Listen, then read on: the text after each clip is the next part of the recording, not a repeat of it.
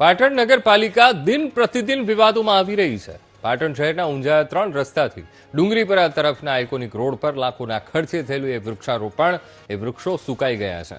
યોગ્ય માવજત અને સિંચાઈના અભાવે આ વૃક્ષો નષ્ટ થયા છે।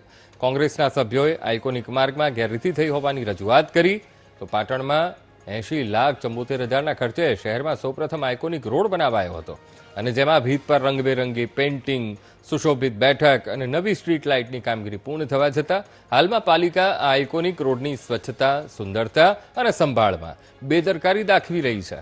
લાખોનો ખર્ચ છતાં માર્ગની બંને બાજુ અને લાઇટ પોલ નજીક કચરાના ઢગલા જોવા મળી રહ્યા છે। સાથે જ અનેક વૃક્ષ પાણીના અભાવે સુકાઈ ગયા છે। આ બાબતને લઈને પાટણ નગરપાલિકાના કોંગ્રેસના સભ્ય ભરત ભાટિયાએ પાલિકા પ્રમુખ અને ચીફ ઓફિસરને પત્ર લખી જવાબદારો સામે કડક કાર્યવાહીની માંગ કરી છે। જો તંત્ર સત્વરે કોઈ નક્કર પગલાં નહીં લે તો આગામી દિવસોમાં ઉચ્ચ કક્ષાએ રજૂઆત કરવાની કોંગ્રેસના સભ્યએ ચીમકી ઉચ્ચારી છે।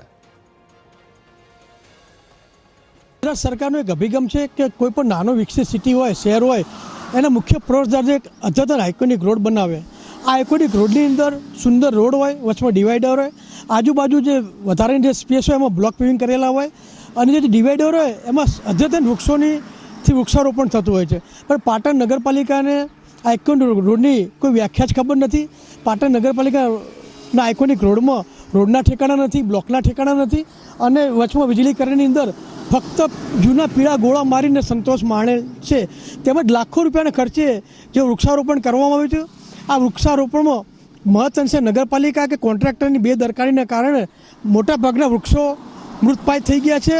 આઇકોનિક રોડ ઉપર જે બ્લોક પેવરનું કામ હતું, લાઇટિંગનું કામ હતું અને બેઠક વ્યવસ્થાને બધું જે થોડી ઘણી તૂટી ફૂટી લાગે છે તો એ મેં સૂચના કરી છે અને અધિકારીને કહ્યું છે કે ભાઈ જે કોન્ટ્રાક્ટર છે તેના નોટિસ આપો અને એના જે બાકી રહી ગયેલા કામો એ પૂરા કરે અને જે વૃક્ષો છે એના નિભાવણી અને જાળવણી જે એના ટેન્ડરમાં હોય એ પ્રમાણે આગળની પ્રક્રિયા કરાય અને એનો તાત્કાલિક એના 2-3 દિવસમાં નિકાલ થાય એવું કરો। હમણાં જ જાણવા મળ્યું કે નગરપાલિકા અહીંયા આઇકોનિક રોડ લાખોના ખર્ચે બનાવેલ છે, પણ અહીંયાથી વારંવાર રોજ પસાર થતા હોઈએ છીએ।